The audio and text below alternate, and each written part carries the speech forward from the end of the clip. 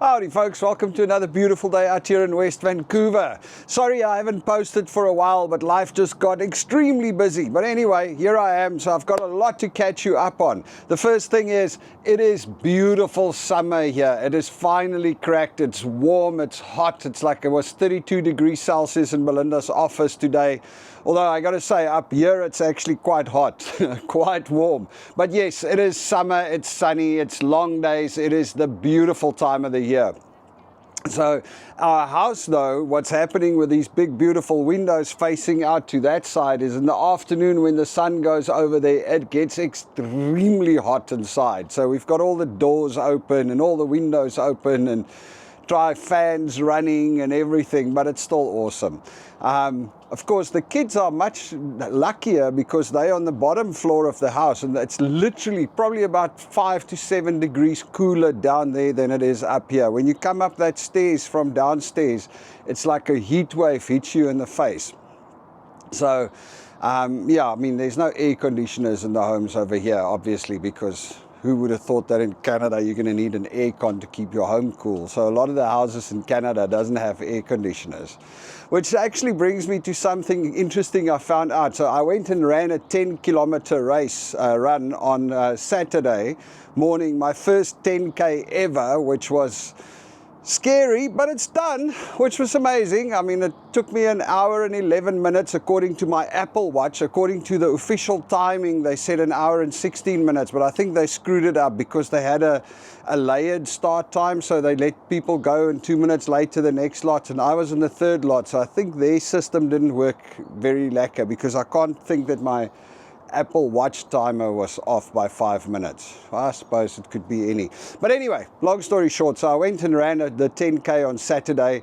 I finished it. I ran the whole thing. I didn't walk once. I didn't stop once. And I did it. So I'm very proud of myself. That's not what I wanted to talk about. While I was there, I met a few people. I met another South African. I met a very interesting gentleman. Him and his wife, they sponsored 8 kids out of Is it Uganda?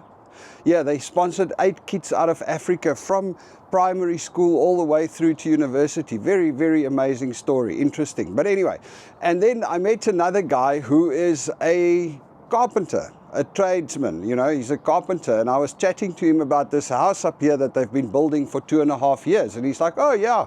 No, he's working on a project down by the beach, and he's been working on it for 3 years, and it'll probably take another year or so. He says the high-end projects, construction projects that he works on, the houses, oftentimes take up to 5 years, 3 to 5 years to complete, because generally the guys with the lots of money that do these high-end projects, they have so many ideas and intricacies, and they change their minds all of the time. So it's not a very simple one. He says his brother or his cousin or something works as a carpenter in the interior, framing houses and stuff. And there it takes 6 months to get a house built. You know, the quicker ones, they just get them built. But he says these high-end things can take years and years and years.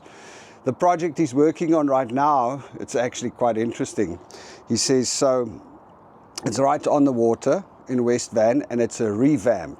But initially they just wanted to break the place down and build a new place. But if they do that, there's new laws in place that they have to lift the house 5 feet. So it has to be 5 feet higher than what the current house is.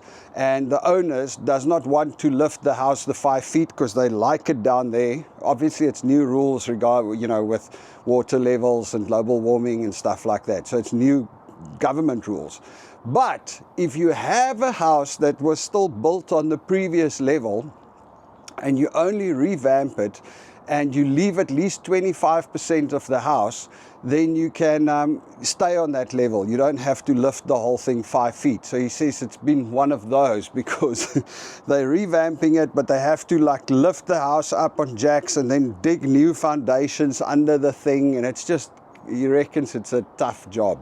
And I was chatting to the guy from the other construction up here as well, and he said the same thing, because I asked him, geez, dude, why? You've been building for 2.5 years and this house is not nearly finished yet. What's going on? And he's like, well, it's a very difficult build. The owner has got these all of these things that he wants done, and it's like the house has got to have steel frames, and then they have to frame wood over the steel, he says, and they change their minds regularly. It just, you know, as a contractor, these guys have a lot of money, so he just keeps building. You know, it's like, oh, you want that? Okay, cool, I'll do that. Oh, you want to take that down? And oh, okay, sure.